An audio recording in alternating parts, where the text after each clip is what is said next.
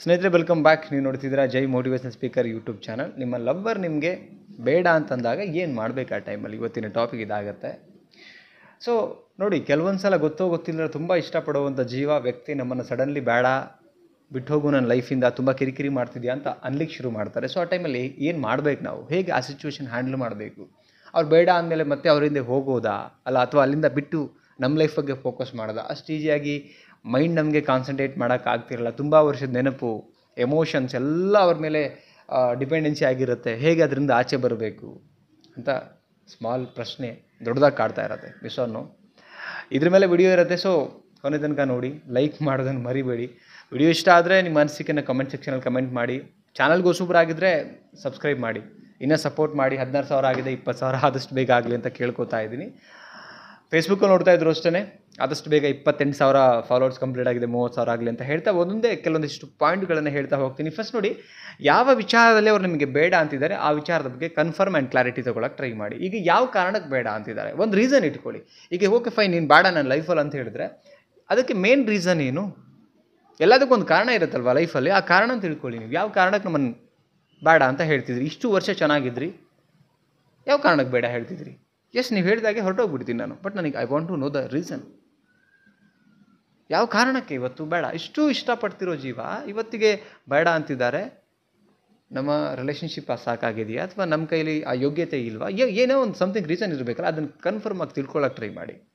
First ಆ ಕೆಲಸ ಮಾಡಿ. ಯಾರು ನಿಮಗೆ ಬೇಡ, ನೋ ಆಗಲ್ಲ ಅಂತ ಹೇಳಿ ನನ್ನ ರಿಲೇಷನ್ಶಿಪ್ಪಲ್ಲಿ ಇರಬೇಡ ಅಂತ ಯಾರು ಹೇಳ್ತಾರೆ, ಆ ಕನ್ಫರ್ಮೇಷನ್ ಕ್ಲಾರಿಟಿ ತೊಗೊಳಕ್ಕೆ ನೋಡಿ. First point and second point, and ಅವ್ರಿಗೂ ಅರ್ಥ ಮಾಡಿಸಿ. ಇದೀಗ ಕೆಲವೊಂದು ಸಿಚುವೇಷನಿಂದ ನಿಮ್ಮ ಮೇಲೆ ಬ್ಲೇಮ್ ಬಂದಿರ್ಬೋದು. ಯು ಆರ್ ನಾಟ್, ನೀವು ಸರಿ ಇಲ್ಲ ಅನ್ಬೋದು, ಬೇರೆ ಕಮ್ಯುನಿಕೇಷನಲ್ಲಿ ಇರ್ಬೋದು ಅನ್ಬೋದು, ಅಥವಾ ಬೇರೆ ಅಫೇರ್ಸಲ್ಲಿ ಇದ್ದೀರಾ ಅಂತ ಹೇಳಿಬಿಟ್ಟು ಸುಳ್ಳು ಹೇಳಿ ನಿಮಗೆ ಏನೋ ರಾಂಗ್ ತಿಳ್ಕೊಂಡು ನಿಮ್ಮನ್ನು ಓಡ್ಸೋಕ್ಕೆ ಪ್ಲಾನ್ ಮಾಡ್ತಿರ್ಬೋದು. ವಾಟ್ ಎವರ್ ಏನೋ ಒಂದು ಆಗಿರುತ್ತೆ. ಅದನ್ನು ನೀವು ಹೇಗಿದ್ದೀರ ಅಂತ ಅರ್ಥ ಮಾಡ್ಸೋಕ್ಕೆ ಟ್ರೈ ಮಾಡಿ. ಕೆಲವೊಂದು ರಾಂಗ್ ಅಂಡರ್ಸ್ಟ್ಯಾಂಡಿಂಗ್ ಆದಾಗ, ನಿಮ್ಮ ಬಗ್ಗೆ ರಾಂಗ್ ಆಗಿ ತಿಳ್ಕೊಂಡಿದ್ದಾಗ ಅವರಿಗೆಲ್ಲೋ ಒಂದು ಕಡೆ ಬೇಡ ಈ ಮನುಷ್ಯ ಅಂತ ಅನ್ಸೋಕ್ಕೆ ಶುರು ಆಗಿರುತ್ತೆ. ಅವರಿಗೂ ಅದನ್ನು ಅರ್ಥ ಮಾಡಿಸಿ. ಸೊ ನಿಮ್ಮ ಸಿಚುವೇಶನ್ ಸೈಡಿಂದ ನೀವು ಹೇಗಿದೆ ಅದನ್ನ ಅರ್ಥ ಮಾಡಿಸಿ. ಒಂದ್ಸಲ ಫೈನಲಿ ಅಷ್ಟು ಪ್ರಾಬ್ಲಮಿಗೆ ಬಂದಮೇಲೆ ಒಂದ್ಸಲ ಟ್ರೈ ಮಾಡಿ. ಏನು ಸಿಚುವೇಶನ್ ಇರುತ್ತೆ, ನೀವೇನಿದ್ದೀರಿ, ನಿಮ್ಮ ಮೈಂಡಲ್ಲಿ ಏನಿದೆ ಕಂಪ್ಲೀಟಾಗಿ ಅರ್ಥ ಮಾಡಿಸಿ. ಇದು ಸೆಕೆಂಡ್ ಪಾಯಿಂಟ್. ಅಂದರೆ ಅವ್ರಿಗೂ ನೀವು ಅರ್ಥ ಮಾಡಿಸ್ಬೇಕು ನಿಮ್ಮ ಎಲ್ಲ ಕಂಪ್ಲೀಟ್ ಆಗಿರ್ತಕ್ಕಂಥ ಭಾವನೆಗಳು, ಥಾಟ್ ಪ್ರೊಸೆಸ್ ಆ್ಯಂಡ್ ನೆಕ್ಸ್ಟ್ ಹೇಗೆ ಏನು ಅಂತ. ಅದ್ರ ಮೇಲೂ ಕೂಡ ಅವರು ಬೇಡ ಅಂತ ಹೇಳಿದ್ರೆ ಅಲ್ಲಿಂದ ನೆಕ್ಸ್ಟ್ ಏನು ಮಾಡಬೇಕು? ಬೆಗ್ ಮಾಡಬೇಡಿ, ಅಲ್ಲಿಂದ ಎಕ್ಸಿಟ್ ಆಗಿ. ಬಿಕಾಸ್ ಅವ್ರು ಕ್ಲಾರಿಟಿ ಕೊಟ್ಬಿಟ್ಟಿದ್ದಾರೆ, ಬೇಡ ನನಗೆ. ಎಲ್ಲ ರೀಸನ್ ಕೊಟ್ಟ ಮೇಲೂ, ಕ್ಲಾರಿಟಿ ಕೊಟ್ಟ ಮೇಲೂ ಯಾರ ಹತ್ರನೂ ಕೂಡ ಭಿಕ್ಷೆ ಬೇಡಿ ಬದುಕಬಾರ್ದು ನಾವು.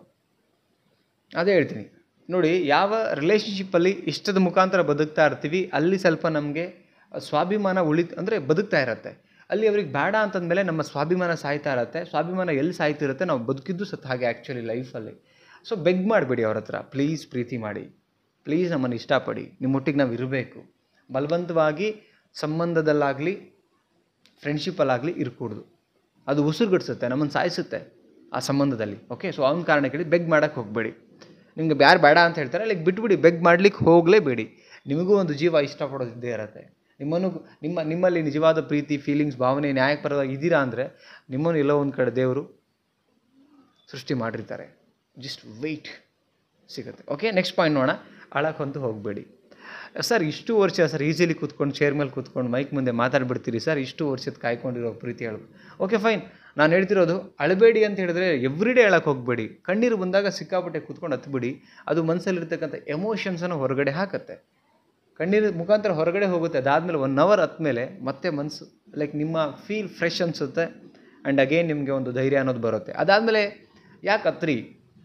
ಇನ್ನು ಮುಂದೆ ಅಳಬೇಕಾ? ಈ 5 ವರ್ಷ ನೆನೆಸಿ ಅಳ್ತಾ ಕೂತ್ಕೊಳ್ಬೇಕಾ? ಅಥವಾ 5 ವರ್ಷ ಹೆಂಗೋ ಕಳೆದೋಗಿದೆ ನನ್ನ ಲೈಫಲ್ಲಿ, ನೆಕ್ಸ್ಟ್ ಬರೋ 5 ವರ್ಷದಲ್ಲಿ ನಾನೇನಾಗಬೇಕು ಅನ್ನೋದನ್ನು ಪ್ರೂವ್ ಮಾಡಬೇಕಾ? ಇದು ನೀವು ಅಂಡರ್ಸ್ಟ್ಯಾಂಡ್ ಮಾಡ್ಕೊಳ್ಳಿ. ನಿಮ್ಮ ಭಾವನೆಗಳು ಬದಲಾವಣೆ ಆಗಬೇಕಂದ್ರೆ ಸಿಚುವೇಶನ್ ಅಂಡರ್ಸ್ಟ್ಯಾಂಡಿಂಗ್ ಬರಬೇಕು. ಅಂಡರ್ಸ್ಟ್ಯಾಂಡಿಂಗ್ ಬಂದಾಗಲೇ ಮಾತ್ರ ನಮ್ಮಲ್ಲಿ ಯೋಚನೆಗಳು ಕ್ರಿಯೇಟ್ ಆಗ್ತಾ ಬರುತ್ತೆ. ಈ ಯೋಚನೆಗಳು ಹೇಗೆ ಹುಟ್ಟುತ್ತೆ ಗೊತ್ತಾ? ಅಂಡರ್ಸ್ಟ್ಯಾಂಡಿಂಗ್ ಮೇಲೆ. ನೀವೊಂದು ವ್ಯಕ್ತಿ ನೋಡ್ತೀರಿ, ಆ ವ್ಯಕ್ತಿ ನೋಡಿದ್ಮೇಲೆ ಆ ವ್ಯಕ್ತಿನ ನೀವು ಹೇಗೆ ನೋಡ್ತೀರಿ, ಅದು ಹೇಗೆ ಆ ವ್ಯಕ್ತಿ ಹೇಗೆ ನಿಮಗೆ ಅರ್ಥ ಆಗ್ತಾರೆ, ಅದ್ರ ಮೇಲೆ ನಿಮ್ಮ ಭಾವನೆಗಳು ಕ್ರಿಯೇಟ್ ಆಗ್ತಾ ಹೋಗುತ್ತೆ. ಅಂಡರ್ಸ್ಟ್ಯಾಂಡಿಂಗ್ ಮೇಲೆ ಡಿಪೆಂಡ್ ಆಗ್ತಾ ಹೋಗುತ್ತೆ. ಈ ಜಗತ್ತಲ್ಲಿ ಅಂಡರ್ಸ್ಟ್ಯಾಂಡಿಂಗ್ ಡಿಪೆಂಡ್ ಮೇಲೇ ಭಾವನೆಗಳು ನೆಗೆಟಿವ್ ಆರ್ ಪಾಸಿಟಿವ್ ಕ್ರಿಯೇಟ್ ಆಗ್ತಾ ಹೋಗುತ್ತೆ. ಹೇಗೆ ಭಾವನೆಗಳು ಬರುತ್ತೆ, ಯೋಚನೆಗಳು ಬರುತ್ತೆ, ಹಾಗೆ ನಿಮ್ಮ ಬದುಕು ಸಾಗ್ತಾ ಇರುತ್ತೆ. ಇದು ಮಸ್ಟ್ ಆ್ಯಂಡ್ ಶುಡ್ ನಿಮಗೆ ಗೊತ್ತಿರಬೇಕಾಗತ್ತೆ ಎಲ್ಲೋ ಒಂದು ಕಡೆಗೆ. ಓಕೆನಾ? ಸೊ ಆ ಕಾರಣಕ್ಕೆ ಆಳಕ್ಕಂತೂ ಹೋಗಬೇಡಿ, ಹತ್ತು ಬಿಡಿ. ಅತ್ತ ಮೇಲೆ ನೆಕ್ಸ್ಟು ಹೇಗೆ ಬದುಕಬೇಕು ಅನ್ನೋದ್ರ ಮೇಲೆ ಫೋಕಸ್ ಮಾಡ್ತಾ ಹೋಗಿ. ಆ್ಯಂಡ್ ಕ್ಲಾರಿಟಿ ತೊಗೊಂಡು ನಿಮ್ಮ ಲೈಫ್ ಮೇಲೆ ಫೋಕಸ್ ಮಾಡಿ. ಇಷ್ಟೆಲ್ಲ ಕ್ಲಾರಿಟಿ ಕೊಟ್ಟಾಯಿತು, ನಿಮ್ಗೆ ಯಾರು ಬೇಡ ಅಂತ, ಹೋಗು ನನ್ನ ಲೈಫಲ್ಲಿ ಇರಬೇಡ ಅಂತ ಹೇಳಿದ ಮೇಲೆ just focus on your life. ಯಾಕೆ ತುಂಬ ಮುಖ್ಯ. ಅವರಷ್ಟು ಚೆನ್ನಾಗಿ ಅವ್ರ ಲೈಫನ್ನ ಅಲಂಕಾರ ಮಾಡ್ಕೊಳ್ತಿರ್ಬೇಕಾದ್ರೆ ಅವ್ರಿಗೆ ಏನು ಬೇಕು ಏನು ಬೇಡ ಅದ್ರ ಬಗ್ಗೆ ಅವ್ರ ಕ್ಲಾರಿಟಿ ಇದ್ದಾರೆ ಅಂದಮೇಲೆ, ಅವ್ರಿಗೆ ನೀವು ಬೇಡ ಅಂದಮೇಲೆ ನೀವು ಯಾಕೆ ಅವ್ರು ನಿಮ್ಮ ಲೈಫಲ್ಲಿ ಬಿಟ್ಕೋತೀರಿ? ಬೇಡ, ನಿಮಗೂ ಬೇಡ, ಅವ್ರಿಗೆ ಬೇಡ ಅಂದರೆ ನಿಮಗೂ ಬೇಡ. ಈಗ ಜಸ್ಟ್ ಫೋಕಸ್ ಮಾಡಬೇಕಾಗಿರೋದು ನಿಮ್ಮ ಲೈಫ್.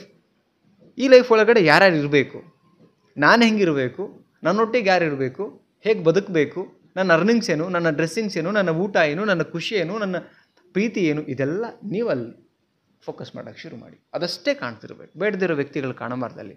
ಬೇಡದಿರೋ ವ್ಯಕ್ತಿಗಳು ಕಾಣ್ತಾ ಇದ್ದೀರ ಅಂತ ಹೇಳಿದ್ರೆ ನೀವು ಬದುಕಿದ್ರೂ ಎಲ್ಲೋ ಒಂದು ಕಡೆ ಹುಚ್ಚರಾಗಿದ್ದೀರಾ ಅಂತ ಅರ್ಥ. ಬದುಕಿದ್ರು ಹುಚ್ಚರಾಗಿರಬಾರ್ದು. ಆ್ಯಕ್ಚುಲಿ ಕ್ಲಾರಿಟಿ ಕನ್ಫರ್ಮೇಷನ್ ಬೇಕು. ಅವ್ರಿಗೆ ಬೇಡ ಅಂತ ಅವ್ರು ಕ್ಲಾರಿಟಿ ತೊಗೊಳ್ಬೇಕಾರೆ, sir true love whatever it is, true ಏನೇ ಇತ್ತು ಇವತ್ತಿಗಿಲ್ಲ ಅಂದಮೇಲೆ ನೀವು ಅಲ್ಲಿ ಬದಲಾಗಬೇಕು. ಬುದ್ಧಿವಂತ ಪ್ರಾಣಿ ತಾನೇ, ಬದಲಾವಣೆ ಆಗಬೇಕು ನಿಮ್ಮಲ್ಲಿ. ಬದಲಾವಣೆ ಆಗಿಲ್ಲ ಅಂದರೆ ನೀವು ವೇಸ್ಟ್ ಬದುಕಿದ್ದು ಲೈಫಲ್ಲಿ.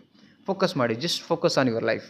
ಏನಾಗಬೇಕು, ಏನು ಮಾಡಬೇಕು. ಬಿಕಾಸ್ ಉಳಿದಿರೋ ಸಮಯ ಏನಾದ್ರು ಅದರಲ್ಲಿ ನೀವು ಕರೆಕ್ಟ್ ನಿಮಗೆ ಅದು ಇಷ್ಟಪಟ್ಟಿದ್ದ ಪ್ರಕಾರ ಬದುಕಕ್ಕೆ ಹೋಗಿ. ಇಲ್ಲಿ ಹೆಂಗೋ ಈಗ ನಿಮ್ಮ ಜೊತೆಗೆ ಇಷ್ಟಪಟ್ಟರ ಜೊತೆಗೆ ನೀವಿದ್ರಿ, ಅವರಿಗೆ ಈಗ ಬೇಡ ಆಯಿತು, ಅಷ್ಟು ವರ್ಷ ಅವ್ರಿಗೆ ಇಷ್ಟಪಟ್ಟಂಗೆ ನೀವು ಬದುಕಿದ್ರಿ, ಈಗ ನಿಮಗೆ ಇಷ್ಟ ಬಂದಂಗೆ ಬದುಕಿರೋಕ್ಕೆ ಸ್ವಲ್ಪ ಸಮಯ ಸಿಕ್ಕಿದೆ, ಹೆಂಗೆ ಬೇಕೋ ಹಂಗೆ ಬದುಕಿ ನೀವು. ಓಕೆನಾ? ಅದ್ರ ಬಗ್ಗೆ ಜಸ್ಟ್ ಫೋಕಸ್ ಮಾಡ್ತಾ ಹೋಗಿ. ನೆಕ್ಸ್ಟ್ ಪಾಯಿಂಟ್, ಅವ್ರ ಮುಂದೆ ಚೆನ್ನಾಗಿ ಬದುಕಿ. Very important. ಈಗ ಎಷ್ಟೋ ಜನ ರಿವೆಂಜ್ ತೀರಿಸ್ಕೋ. ನಾನು ನೆನ್ನೆ ಕೌನ್ಸಿಲಿಂಗ್ ಮಾಡ್ಬೇಕಾದ್ರೆ ಹಂಗೆ ಯಾರೋ ಹೇಳ್ತಿದ್ರು, ಇಲ್ಲ ಸರ್ ಅವ್ರ ನೆಮ್ಮದಿ ಹಾಳು ಮಾಡ್ತೀನಿ ನಾನು, ನನಗೆ ಪ್ರಾಬ್ಲಮ್ ಆದರೂ ಪರವಾಗಿಲ್ಲ ಸರ್ ಅವ್ರ ನೆಮ್ಮದಿ ಬೇಡ. ನೀವು ಅವರಿಗೆ ಏನೋ ಮಾಡೋಕ್ಕೆ ಹೋಗ್ಬಿಟ್ಟು ನಿಮಗದಾದರೆ ನಿಮ್ಮ ಲೈಫ್ ನೀವೇ ಹಾಳು ಮಾಡ್ಕೋತೀರಿ. ಕೆಟ್ಟದ್ದು ಬಯಸಕ್ಕೆ ಹೋಗಬೇಡಿ. ಅವ್ರ ನೆಮ್ಮದಿ ಹಾಳು ಮಾಡಬೇಕು ಅಂದರೆ ನೀವು ಅವ್ರ ಮುಂದೆ ಚೆನ್ನಾಗಿ ಅವ್ರ ತಂಟೆಗೆ ಹೋಗ್ದಿರ ಚೆನ್ನಾಗಿ ಬಾಳಿ ಬದುಕ್ತಿರಲ್ಲ ಅವ್ರ ಕಣ್ಮುಂದೆನೇ ಮೌನವಾಗಿದ್ಕೊಂಡು. ಅದಕ್ಕಿನ್ನ ರಿವೆಂಜ್ ಇನ್ನೇನು ಬೇಕು ಲೈಫಲ್ಲಿ? ಎಲ್ಲನೂ ಕೂಡ ಹೊಡೆದೇ ತೋರಿಸ್ಬೇಕಾಗಿಲ್ಲ. ದೂರದಿಂದ ನಿಂತ್ಕೊಳ್ಳಿ ಸಾಕು, ಅವ್ರ ಮುಂದೆ ಸಾಕು. ಅವ್ರ ಮುಂದೆ ಕಾಣ್ತಾ ಇರಿ, ನೀವು ಚೆನ್ನಾಗಿ ಇದ್ಕೊಂಡು ಕಾಣ್ತಾ ಇರಿ ಎಲ್ಲ ರೀತಿಯಿಂದ. ನೋಡಿ ಅವಾಗ ಎಲ್ಲನೂ ಕೂಡ ರಿವೆಂಜ್ ಆಗುತ್ತೆ. ಓಕೆನಾ ಸ್ನೇಹಿತರೆ? ವಿಡಿಯೋ ಆಲ್ಮೋಸ್ಟ್ ನಿಮಗೆ ಇನ್ಫಾರ್ಮೇಟಿವ್ ರಿಯಲೈಸೇಷನ್ ತಂದುಕೊಂಡು ನಿಮ್ಮಲ್ಲಿ ಏನೋ ಚೇಂಜಸ್ ತರಬೇಕು ಅಂತ ವಿಡಿಯೋಗಳನ್ನು ಮಾಡ್ತೀನಿ. ಇಷ್ಟ ಆಗಿದ್ದರೆ ಸಬ್ಸ್ಕ್ರೈಬ್ ಮಾಡಿ ಚಾನಲ್ಗೆ, ಇಷ್ಟ ಆಗಿಲ್ಲ ಅಂದರೆ ಸಬ್ಸ್ಕ್ರೈಬ್ ಮಾಡ್ಕೊಳ್ಬೇಡಿ. ಆ್ಯಂಡ್ ವಿಡಿಯೋಗೆ ಲೈಕ್ ಮಾಡಿ ಆ್ಯಂಡ್ ಎಲ್ರಿಗೂ ಶೇರ್ ಮಾಡಿ. ಕಮೆಂಟ್ ಸೆಕ್ಷನಲ್ಲಿ ನಿಮ್ಮ ಪ್ರೀತಿಯ ಮಾತುಗಳು ಈ ಒಂದು ವಿಡಿಯೋ ಮೇಲೆ ಇರಲಿ ಅಂತ ಹೇಳ್ತಾ ಮತ್ತೊಂದು ಟಾಪಿಕಲ್ಲಿ ಸಿಗ್ತೀನಿ. Thank you so much guys, love you. ಆದಷ್ಟು ಜಾಸ್ತಿ ಶೇರ್ ಮಾಡಿ. ನಮಸ್ತೆ.